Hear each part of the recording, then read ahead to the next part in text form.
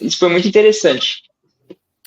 Então, pegando essa parte, essa questão já geopolítica, e para a gente trazer um pouco também, você fala que teve toda essa questão a respeito do Irã, a situação que estava ali, um pouco complexa por conta de Israel também, no Banco dos BRICS, então isso acabou prejudicando um pouco a visita de vocês, mas das conversas que vocês fizeram, das diversas atividades e eventos que vocês foram, eu tenho certeza que algo se falou a respeito dos BRICS, né, e do desenvolvimento aí em comum com o Brasil. Se vocês puderem falar um pouquinho sobre isso.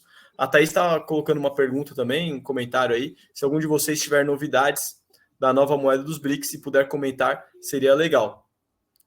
O que a Thaís está falando, para quem está acompanhando aí e não sabe, é que surgiu agora, parece que um projeto de uma nova moeda, que seria a Unidade ou Unity, que seria... teria como fundamento 40% ouro, 60% commodities ou as moedas dos BRICS, e seria uma forma, talvez, dos países começarem a substituir o dólar de forma conjunta e descentralizada no comércio internacional, e parece que isso tem avançado bastante agora, depois do Fórum de São Petersburgo, teve vários diálogos lá, várias conversas.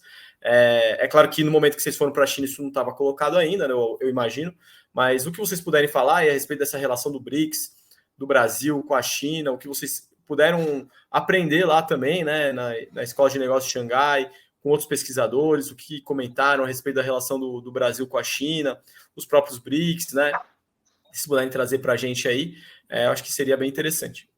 E dentro dessa questão também geopolítica, a gente sabe que sempre tem... a gente está vivendo um momento conturbado no mundo, né? A gente aqui no Margem Sul, quando a gente fazia o Margem Sul 6,5, a gente estava sempre pontuando, né, toda semana o que estava acontecendo, mas eu acho que está claro para todo mundo com o massacre que está acontecendo na Palestina, né, com o conflito na Ucrânia e com... Bom, todo mundo que está um pouco mais atento está vendo o que está acontecendo. Os Estados Unidos está cada vez mais querendo avançar para cima, porque está perdendo, e a China talvez seja um dos maiores exemplos que os Estados Unidos está perdendo espaço, né? Se puderem comentar o que vocês perceberam desse clima geopolítico geral quando vocês estavam lá na China, e dessa questão da relação da China com o Brasil, com os BRICS, eu acho que seria bem interessante e agregar bastante aqui para nossa conversa, pessoal. Uhum. Bem, assim, de informação, né, sobre a nova moeda, assim, nós conversamos, né, como eu disse, a gente ficou 2 dias ali com o Elias, né, ele comentou com a gente que ele, pelo cargo que tem no banco, ele não pode comentar assuntos internos, né, então falamos coisas assim mais gerais, tocamos nesse assunto, né, da moeda dos BRICS. Foi algo mais de opinião dele no momento, que ele falou que era algo difícil, né? Mas depois... e aí, assim, né, aí é algo que podemos falar, né? Não estamos pegando informação secreta, porque o Pepe Escobar falou isso na live dele há um tempo atrás, né? Eu já estava sabendo pelo Elis, mas como o Pepe falou e tornou público, não tem problema comentar, né? Que no Fórum de São Petersburgo, o encontro da Dilma com o Glaziev, que é o ministro das Finanças ali da União Euroasiática, na tentativa de construir essa moeda dos BRICS, que me fugiu o nome agora, mas ela tem um nome específico. É o Unity. Unity. É uma coisa assim. Unity. Unity. UNIT. Que quem fez, vamos dizer, o meio de campo ali, né, foi o Elias, né, pelo Banco dos BRICS, e o Pepe pelo lado ali do Glaziev, e conseguiram, então, fazer uma reunião ali com a Dilma e assessores, entre eles o Elias e o Glaziev e assessores, né? Então, parece, né, e aí, vamos dizer, informação dada recentemente aí pelo Pepe Escobar, parece que estão conseguindo encaminhar. Mas o que o Elias comentou com a gente quando a gente perguntou isso para ele, porque é extremamente difícil. A força do dólar é muito poderosa e o jogo é muito pesado, né? Os Estados Unidos não estão brincando. Eles estão, vamos dizer, ali no Mar do Sul da China, a questão de Taiwan, o que eles puderem jogar ali e colocar a tentativa, né, de criar, né, como criou em vários outros lugares, revoluções coloridas, criar conflitos internos que os países têm que lidar com aquilo, eles vão estar fazendo, né? Vamos dizer, né, que o mundo real é muito diferente, às vezes, das discussões acadêmicas ou das discussões de Twitter, né? Que o mundo real, o poder dos Estados Unidos ainda é muito forte. Então, não é fazer essa troca de moeda aí, não é algo muito simples. Inclusive, E por falar em Revolução Colorida, o que vocês viram lá dos movimentos lá dos MBL da China, dos antagonistas da China, das Jovem Pan da China, enfim, do Silas Malafaia da China? Como é que esses caras atuam lá? Porque imagino que deve ter, né, assim, o pessoal deve estar aí na rua direto lá, sei lá, o governo não deve deixar ele, né? O governo não deve deixar o povo se manifestar, né? Como é que vocês viram a Revolução Colorida acontecendo na China? Queria que vocês falassem um pouco sobre isso. A Revolução Colorida da China, eu mandei algumas fotos, né, para vocês, que era num parque em frente ao Museu de Ciência e Tecnologia de Xangai, que se vocês olharem aí, vai passando, aí eu mostro onde está a Revolução Colorida, né? Que era um jardim cheio de tulipas, cheio de coisas, que as cores das flores na cidade, era essa Revolução Colorida que tinha, né? De resto, a gente, vamos dizer, não viu, perguntamos, né, em uma não vou lembrar em qual das universidades que a gente estava, o professor Carlos, inclusive, perguntou, né, como que eles lidavam com a questão de fake news, né? E aí eles ficaram assim, falando, não tem fake news, a gente não deixa ter, ponto, resolvido o problema, né? Então, acho assim, existe toda a possibilidade de... o sistema de democracia direta na China, apesar de se falar que é uma ditadura, mas a democracia popular de base, ela é muito forte, né? Então, se vê aqui a Revolução Colorida, né, nas fotos. Xangai, a gente vê que é uma revolução e ficou bem colorida. Né? E aqui a Revolução Colorida, o parque que eu estava falando, né, no Museu de Ciência e Tecnologia, que a Revolução deixou tudo muito colorido, não é o cinza do cimento queimado que mostra a cidade, não, mas é uma cidade bem colorida. Sim. E quando perguntou, então, das fake news, desse coisa, falou, olha, não tem. Essa democracia popular faz com que todo mundo que tenha uma demanda consiga apresentar a sua demanda, ela vai ser discutida. O Congresso do Partido Comunista, que a mídia ocidental apresenta como se fosse um negócio que dura 2 dias e está tudo decidido, não. É uma construção popular de base, que vai desde das vilas e povoados às cidades, que vão discutindo, vão trazendo coisas que vão sendo discutidas assim por muito tempo, meses, anos, e vai ser apresentado, e aí ali se faz, né, as decisões finais, se coloca no plano ou não. Então, assim, tudo que dá para você pedir, você tem as instâncias para você falar, olha, mas o povo vai ter ali condições de apresentar e protestar? Sim, a China é o país que mais tem greve no mundo. Então, tanto que, se você pega aí os gráficos, né, de crescimento do valor da hora salário paga, ela subiu muito acima do que foi todo o Sudeste Asiático. De boa não parte, é escravo, não? De todo o mundo, né? Como, Reginaldo? Não é escravo? E os escravos? Os escravos, né? A escravidão. Eu falo dos escravos, né?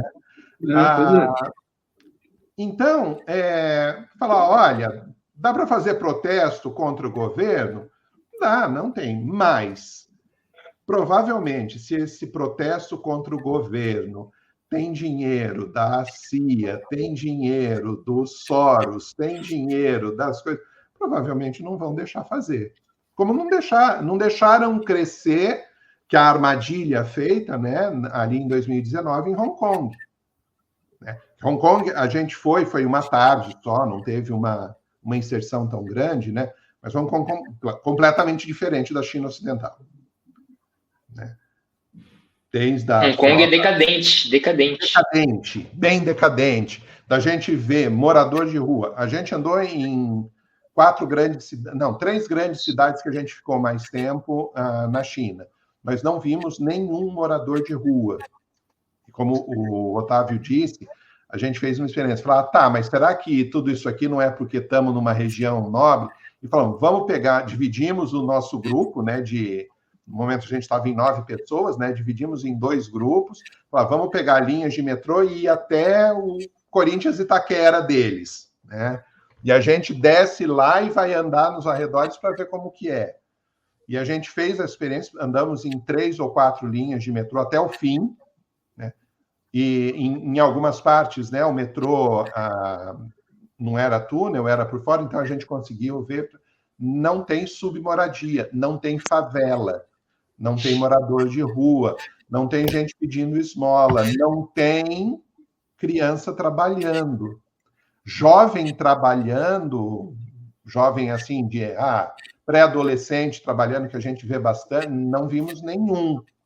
Né? Andando para qualquer canto. A cidade tinha moradia boa, né? Tinha uns predinhos bonitinhos, assim, que lembram o que era a nossa... Os lugares mais periféricos, assim, né? Que lembram o que era a nossa Coab ali dos anos 70, 80, que era, vamos dizer, prédio de boa qualidade, bacana, bonitinho, né?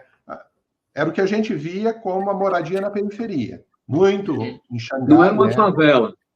Não era favela. Não era uma favela. O que é impressionante para um município de 26 milhões de habitantes ou de 20 milhões de habitantes, foram os que a gente visitou, né? Isso é muito impressionante. Eu acho que nenhum outro país do mundo com tamanha população no sul global tenha tido esse feito, né? De não produzir submoradias. Exatamente. Pois é. E sobre a questão de Hong Kong, tem uma história que quando a gente chegou lá, a gente estava na praça principal de Hong Kong e vimos o que parecia ser muito morador de rua em barraquinhas no centrão da cidade, assim, no centro financeiro.